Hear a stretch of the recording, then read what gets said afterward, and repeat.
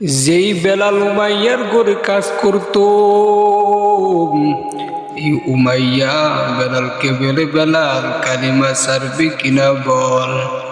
বলে, যেই নবীর কাছে আমি কালিমা পড়েছি ওই কালিমা আমি আর ফেরত দিতে পারবো না। তুমি আমারে যতই শাস্তি দাও আমি ছাড়বো না কালিমা। ওই বেলালকে ওই মরুভূমির মধ্যে উৎপত্ত বালুর মধ্যে বেলালকে ওই গুড়ার মধ্যে ভাদিয়া বেলালকে ওই উৎপত্ত বালুর মধ্যে টানে।